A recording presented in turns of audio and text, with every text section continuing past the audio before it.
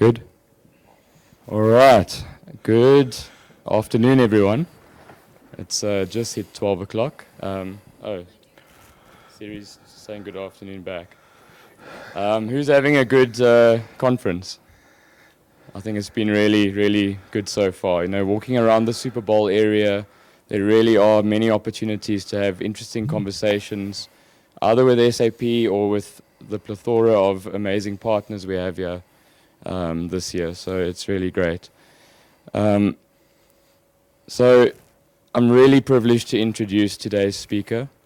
It's a man that normally needs absolutely no introduction, but for those that don't know him, David Oelofse is a pharmacist by study, by experience, logistics expert, I would say, and he's currently the supply chain executive for CJ Distribution, which is the wholly owned logistics arm of Dis-Chem.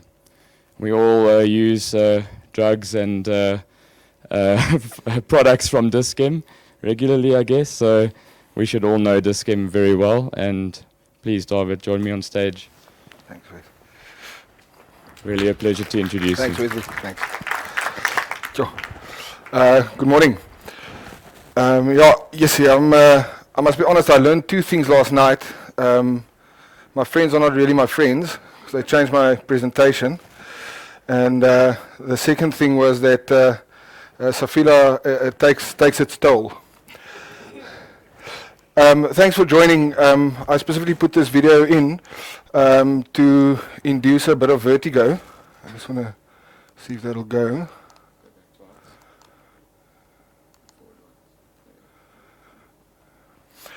Thanks. David Oelofse. My name's David Oelofse. I'm a pharmacist by trade. Started with Dis-Chem in 2000. But now I'm in the supply chain, and when you say it like that, it sounds like I'm a drug dealer and a cartel operator, but we're not. I currently work for CJ Distribution. CJ Distribution is the distribution arm for Dis-Chem. The reason we branded it that way was because we felt that there's a different channel that we could get into where we supply smaller format pharmacy. So we're still focusing on our main network, our 300 odd national stores, but we've definitely broken into the independent pharmacies and smaller format TLC pharmacies, one of which I saw was actually downstairs. The pictures that you're seeing, I was hoping the next slide would kind of punish the guys from last night. That's our facility in Midrand. It's a 45,000 square facility. It's our main facility. We implemented SAP in that facility in 2014. It's one of 3 national facilities that we've got. The other 2 facilities are in Cape Town and Durban, all operated on the EWM platform.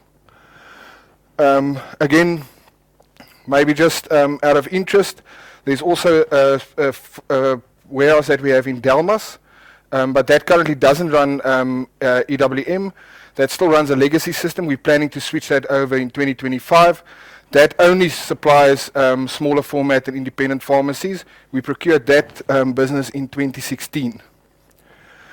Now, normally in the presentation, we like to share our roadmap, and today will be very similar, but I felt maybe for a change, you could see it's quite busy. We started in 2014 on the EWM platform. At that point, it was a big change for us. The guys were printing, picking on pick slips. I remember when we were running WM, we would come in the morning, print a stack of pick slips, pass it back out to the pickers. They manually pick, we manually confirmed and sent stock out.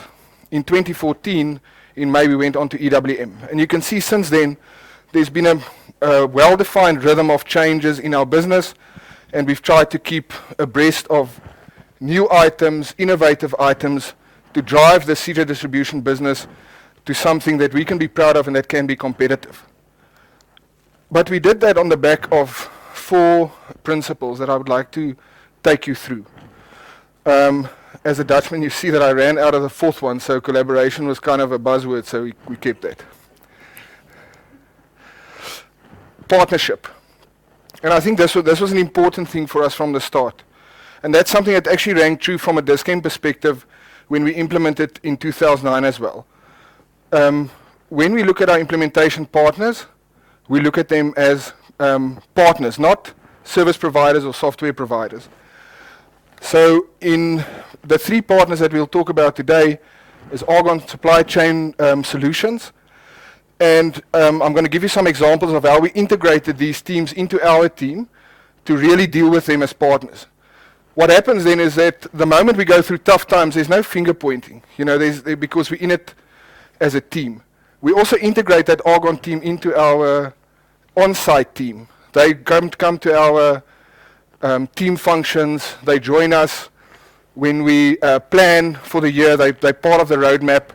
And even in the last week, when we were testing the latest upgrade of S4, their team's involved. They help test, they help with test strings. They really help propel us forward as well. EPU's Labs, also a partner on the EWM side, especially integral now that we've gone on to S4 Cloud, because there's some elements of basis that still remain with us as a business, and EPUs provide a great service there. And Heiko, the individual that we deal with from an EPU's perspective, seen as a team member, he understands the urgency of our business. He's always available for us. He's really part of the Dischem team in the end, and we treat him that way as well. SAP, previously maybe more of a software provider, but once we moved on to the EWM Extra Stack option in the private cloud, they've now become a partner of ours, a hosting partner, but also a strategic partner in terms of how we drive this business forward with the software that we've got. Give you an example of the SAP partnership. Wesley and the team is very much involved. Last year with our year-end function, we did it at the SAP offices. They presented some of their roadmap. There were some interesting things that came out of that we've now included in our roadmap. They made their facility available for us the last 3 days. Last week, we actually got the whole team together testing the S4 upgrade. And again, it's a collaborative approach. The moment we've got issues, we can raise it with them. They help us drive it. They understand it. We definitely one team trying to drive the business forward. When we went EWM, and again, this talks to the partnerships, we looked at, were we going EWM Basic or EWM Advanced? And again, the Argon guys could advise us to say, listen, let's just look at your business processes. We were of the opinion initially that we could probably do a lot of the stuff, build it ourselves and custom build a lot of those things. But in the end, with the advanced options, a lot of those things actually fell in place for us over time as well. Although initially, when we made the advanced move, we understood that wave management was a massive thing for our business, and value-added services. We do a lot of kitting in our business. Those of you who frequent a Dischem, we've got this baby bag that we give pregnant mothers. So we build those bags in our facility, and EWM manages that process seamlessly. And as we progressed over time, we realized that it wasn't only the wave management and value-added services and kitting, but there's also transportation management that we're looking at. And all of those things are available for us now based on the decisions that we made, based on the input from our partner. And again, centralized, decentralized, that was a big decision for us. We needed to decide how were we going to look at this system that we were implementing. And in 2014, we made the decision to keep it decentralized to start off with. And the reasons for that were simple. We wanted to determine our own pace of upgrades, the way that we look at the supply chain, and we could break the dependency from an ERP perspective. If ERP suffered performance issues, we could still carry on as a supply chain operating and picking. That's changed a little bit now, with especially with the independent market that we've broken into, where we now need to generate an invoice when we check stock. There is a dependency on ERP, so we see a bit of a lag when there's challenges on the ERP side. But for our own stores, it's business as usual. We can carry on without any challenges from an ERP perspective. What's interesting, though, is with that decision, there was obviously a little bit more of a burden for us in terms of monitoring, because now there's different integration elements that we needed to take into account. And we've built on that, and I'll share some of that with you when we go through the support structure that we've put in place. Then from a cloud perspective, this is where SAP became a partner of ours when we moved to cloud. And again, that decision just, sometimes these decisions are based on where you are at a point in time. In November 2021, we started having discussions in our business around the on-prem infrastructure that we invested in. At that point, we were having performance issues on EWM. We had reached the limits of what we can from an infrastructure perspective. We needed to make a call on whether we were going to reinvest or whether we were going to be looking at it differently. We actually went out and got quotes for the investment in infrastructure. And by chance, there was a conversation with SAP, and we started toying around with the idea of cloud. Once we started looking at the extra stack EWM offering, the business case became simple. Just because of the way that SAP looked at this private cloud hosting environment for EWM specifically. The things that attracted us the most there was the fact that we were absconded from any user licenses going forward. So when we look at the business from a growth perspective, there would be no investment for us in user licensing anymore for our floor pickers, and those make up 75% of the user base that we currently have. The users currently interacting on that EWM system is between 2,500 and 2,700 users a day. So it's quite busy. And since then, this talks again to the partnership from an SAP perspective. We now look at SAP as a partner, a hosting partner. And that cloud offering has really been good for us. There has been challenges. I think everybody's hesitant when you start hosting, and I think more so from an SAP perspective, because they do lock down a lot of the freedom that you've had in terms of basis functions. But I can honestly say, we've been on it now for close to 18 months, and we've had very little performance issues. Initially, there was a little bit of tweaking that we needed to do, but I think that's expected. And obviously, there was a very large focus on things like custom code. We've made decisions up front to say that we won't do a lot of customization on that system, but some of the items that we've put in place over time caught up with us the moment we went onto cloud. But again, collaboratively, we went through that with SAP. They provide us with the detail, and we fixed it as we go along. I think the second big decision that we've taken as a team was ownership. I think in many instances, and I see that sometimes play out in our own business as well, the business looks at it and it says, Argon is my implementation partner, and although they're a partner of mine, it's their responsibility to make sure that system works. From a supply chain perspective, we've embraced that system, and we decided up front that we were going to make it work for our business and that we were going to make it work well for our business. So from a support perspective, I'd like to share with you what we do and how we approach support. We've got a very small team. The team consists of 11 people. There's 4 senior guys, 4 junior guys, and then we've got a graduate program that we invest in young, upcoming logistics professionals and try and train them up and skill them in the EWM environment.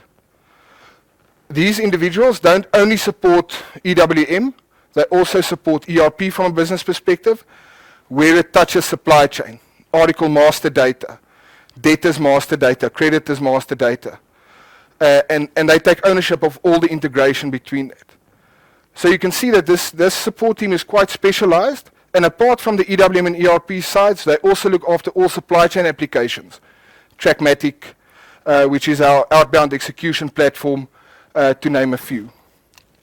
What's very difficult with these individuals, though, is to try and retain them.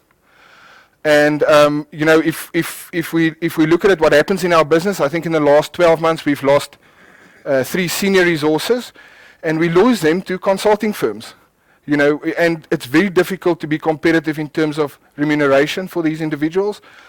And I suppose if we look at it going forward, and the expansion that we are planning from a supply chain perspective, we would probably start looking at outsourcing that for a little bit just to get us over the hump again, get the market to settle, and then we'll reinvest in building teams again.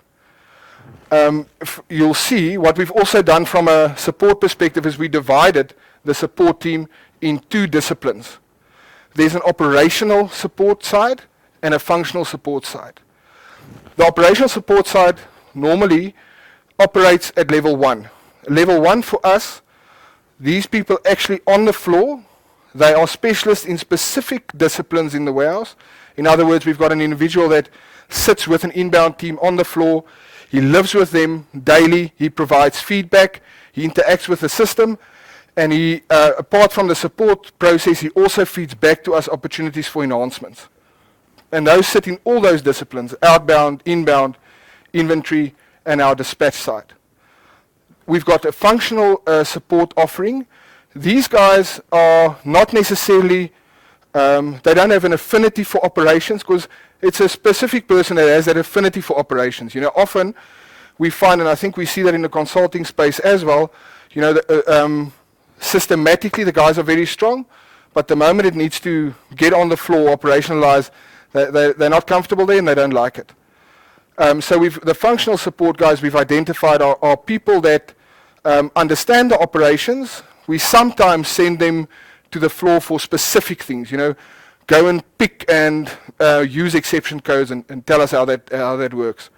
But we allow them to do basic configuration changes: storage types, bin types, activity areas, those sort of things they can help themselves with.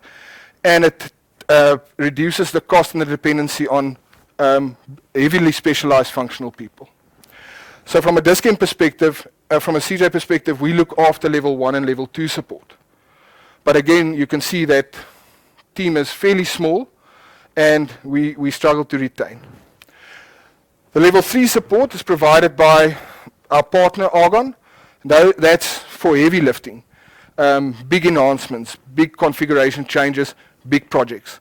And obviously once that's delivered, there's integration between level 2 and level 3, and as we implement it goes down to level 1, and level 1 operationalizes and implements it. What's very important here is the relationship between that level 3 and level 2 support. In our environment, we do not have the luxury of a testing team, as an example. So we test and we implement, and we've seen a lot of benefit in that. You know, oftentimes we have teams that test, and they test within the context of what they need to test, but they never see the end result of it. So we've seen the benefit of doing that. So when level 3 passes over to level 2, there's defined test scripts that we pass on, and that filters down onto the operational side until we implement. And that's been good for us, and we'll continue in that way. From a support perspective, you can see that team is very small. So what we did on the Fiori platform is we tried to create a single entry point for the support team to be able to look and manage exceptions within the system. There's a support rhythm that we've implemented. There's 2 daily handovers, one in the morning, one at night, because we support this business 24/7. And this, as an example, is an integration monitor where the guys can have a view of all the elements from an EWM and from an ERP perspective. They can drill down into it. They can look at errors. They can pass that on either to level 2 or level 3 if they can't resolve it themselves, or they can resolve it. There's functionality where they can re-trigger messages of the integration monitor. And you can see we look at all integration points. There's SMQ1, SMQ2, BD87, SM58 from a performance perspective. It rolls over onto the EWM side because, again, previously we needed to have these people logging into 2 different systems, operating different transactions. This became a great platform for them to do a quick handover at the end of shift and identify any challenges. Normal housekeeping views.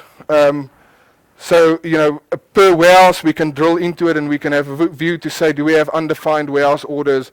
And they use that and troubleshoot. We have sometimes seen that bin sorting wasn't done properly. And they use this platform to deal with those sort of things. Again, what was great about Fiori is we could create that single view. From this platform, they can have a look at article statuses. We have massive challenges in our business with that. You know, so it's active in ERP, or they close it in ERP, it's still active in the warehouse management system, so we can see all of those exceptions in a single platform. Evolve. And, you know, I think sometimes you learn hard lessons. When we went live in 2014, we I mean, we were active on the system and we were really embracing going forward with it. We had a very aggressive rollout plan. We went live in May with the retail warehouse. Within a week, we had the same picking volume that we did before go live on WM. But within that year, we needed to bring on board old retail facility, a pharma facility, which was a bit more complex because now you're dealing with different regulations that we needed to manage through the system. The warehouse also had different layouts. You know, we were dealing with different layers. We've got mezzanine areas.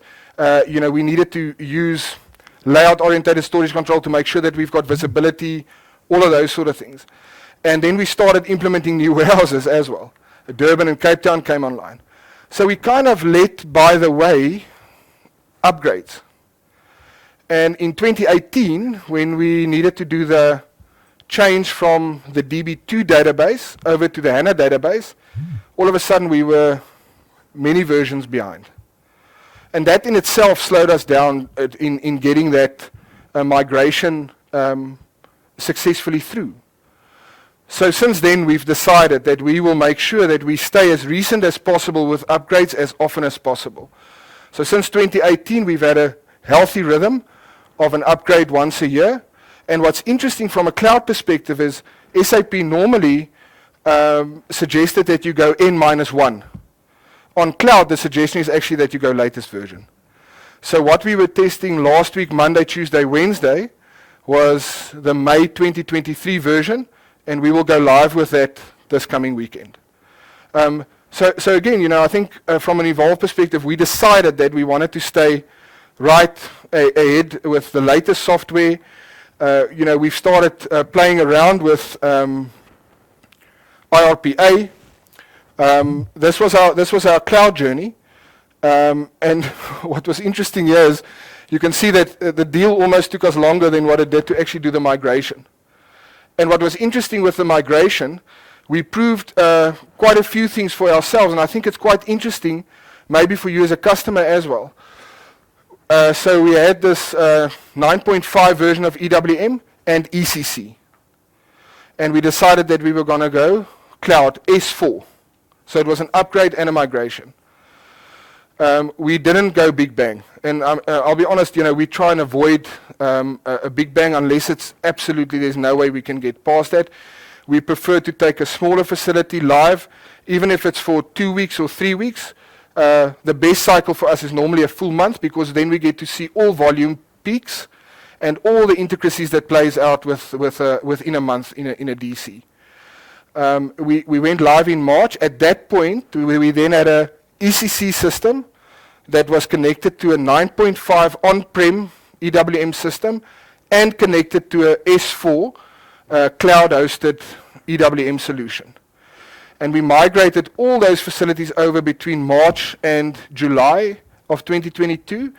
And when we had all of them on the cloud, we realized we were a version behind again and we needed to do an upgrade that August.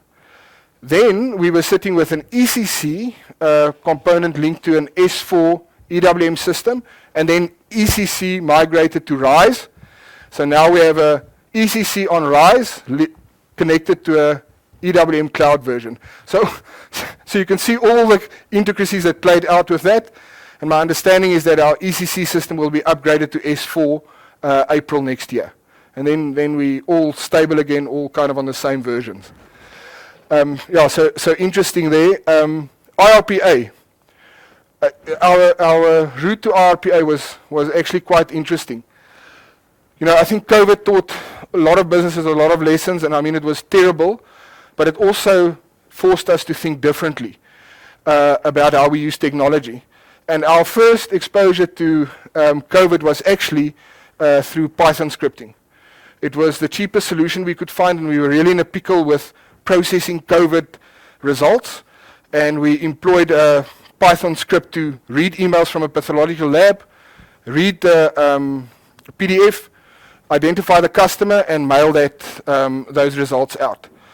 And then we started realizing, but there's a lot of business case for process automation. Since then, we've moved over to the SAP IRPA platform, And simply because from a Python perspective, the auditors looked at what we were doing and they were saying, guys, but you don't have good monitoring here. You know, you need to have standards in place. There needs to be solid monitoring in place. And the RPA platform allowed us to do that. So now we've got a great view of all the process automation that runs. You know, we can see when it runs, what the effects were.